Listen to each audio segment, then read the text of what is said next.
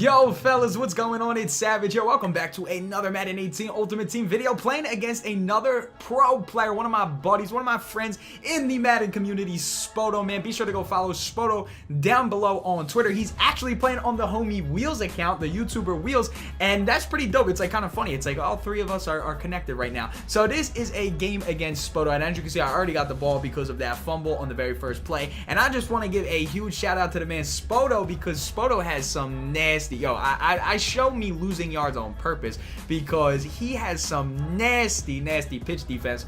Not draw defense though. I wish I would have ran draw more against them because I was getting a lot of yards with draw. As you can see right here, another big run for Adrian Peterson with draw, who's actually my favorite running back to run draw with, because when you run halfback draw, you actually want to use a slower running back. I've learned this myself. This is something that I have developed in my head. It is literally a formula in my brain to use slow running backs when you run draw. But yeah, man, this is another really lit game. As right there, he's blowing up the pitch once again, man. Like I said, SPOTO was absolutely hell playing against him. This is a really funny game against SPOTO because the ending is actually kind of funny on what happens. It literally goes down to the final 8 seconds. So as you can see right here, SPOTO was, I think I'm like 99% sure he was in West Coast, and right here he is finding, I believe that's Randy Moss on the hot dot right there from Michael Vick. So he is cooking right there with that dot. And when I was playing, I see West Coast, that's just another one of the playbooks that's really popular. So when I was playing against him, I was like, okay, I just gotta watch like the deep posts or the deep corners and stuff like that, and I gotta watch obviously the playmakers, because if you hit playmaker out of West Coast, it's really good. So SPOTO is actually one of the younger players in the community, so it is actually pretty dope to see somebody who's a little bit younger than most of the other competitive players be able to play at a high level with some of the dudes who have been playing competitive for a couple of years, because he was in the Draft Champions tournament that was back. That was with like Dubby, Joel, Adrini, Kiv. They were all in it. I'm pretty sure that's the one that Adrini won. So it was definitely really fun playing against SPOTO. And like I said, man, SPOTO is the homie on Twitter. Make sure you go follow him, and I'll just link to Wheels as well. Excuse me, just because he's playing on Wheels account. So right here, once again, we're running pitch, and he was running the whole game for anybody that wants to maybe try to learn what he was doing and such. And I at the end of the game, when it was too late,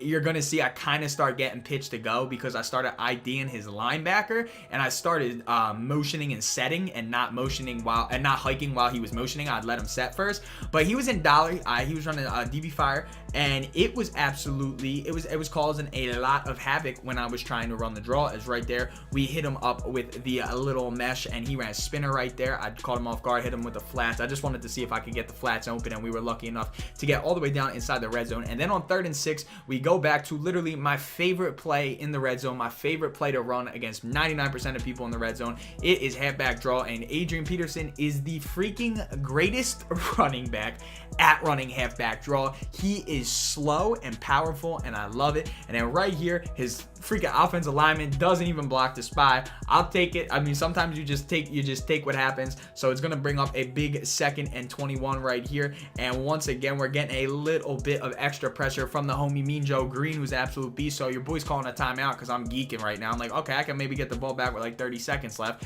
3rd and 24 right here. Homie's going. He's going. I'm looking for the deep ins and the deep outs. There's the deep out, little out of bounds. Good pat. Like, it was obviously the right read, and it's just a little bit overthrown just because, little tight coverage on that sideline. And then right here on 4th and 24, rather than come out in cover 2, I come out in cover 3, and I got routed. I thought that he was going to go out with the inside guy and not in with the inside guy. I thought he was going to try to mess with me, but I played myself because I over anticipated on a pre-snap detection that I thought I could get. Then right here, he has an open guy, but these animations this year, that screws me so much. There's a game, I'm uploading a gameplay later against another pro player that actually screwed that same animation screws me a lot. Right here, we run and pitch to start the second half, absolutely nowhere. I think at one point in this game, Barry Sanders had like negative 20 yards. Look at this.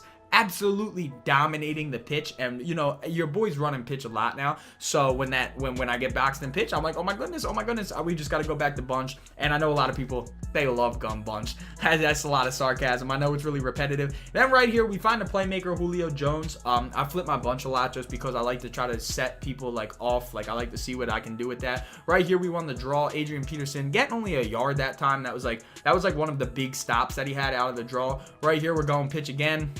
I don't even know why I tried it. I kept going to it. I thought eventually I would break one.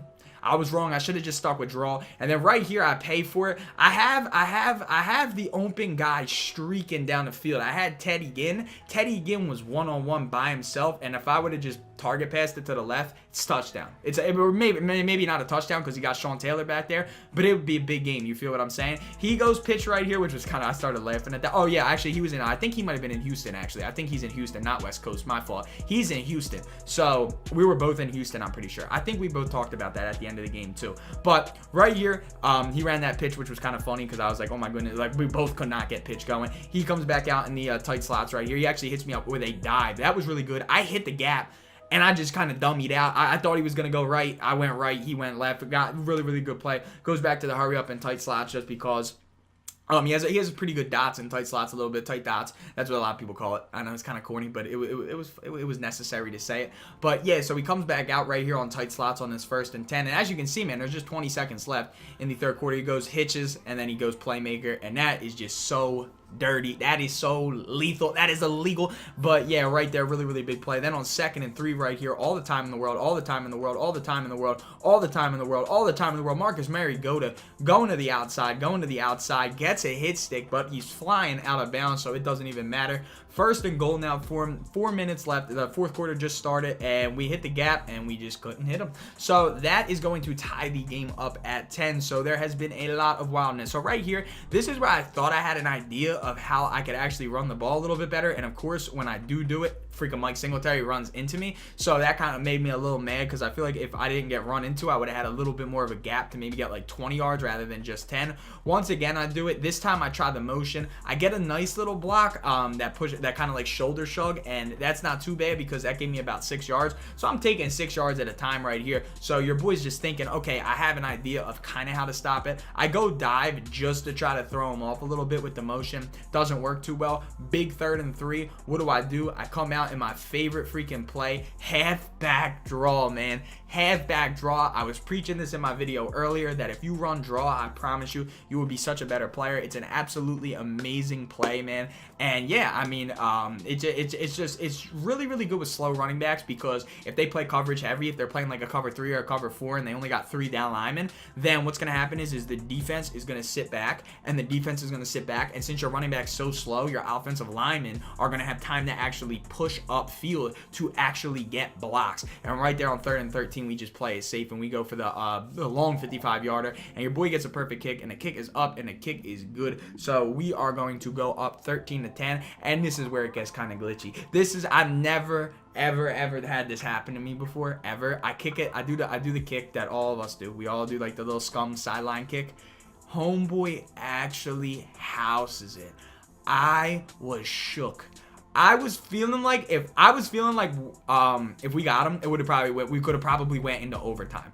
And we were joking about that because I was like, yeah, man, like, because I got the fumble in the first play and then he got that. So I was like, yeah, I wish I could have got 7 on my fumble. But we were just messing around, just saying like, stuff happens. I mean, I don't even get mad anymore when I lose a Madden. I just thought that was just kind of funny that happened. But like, I mean, as long as I'm getting top 100, I really don't care. Like, I don't care. I'm already a lock for top. I might actually get top 50 this week. So your boy doesn't even care. Right here on 2nd and 10, though, very, very interesting. Like I said, this comes down to literally the last 8 seconds. It was kind of funny. But right here, he freaking put Tyrann Mathieu on Ted Ginn. I was kind of pissed at myself right there because after I watched the footage back, I went, if I would have bulleted that, I think I could have scored. Not 100%, but I think I could have scored. Right here, I called the wrong play because I'm an idiot. I was going for the draw, but I clicked square twice and not square and triangle to audible at the draw. It's just a mistake that happens. Sometimes you click the wrong button when you throw the ball. Sometimes you click the wrong button when you call a play. It happens, man. But right here, this is one of the most broken things in Madden. Involving the playmaker.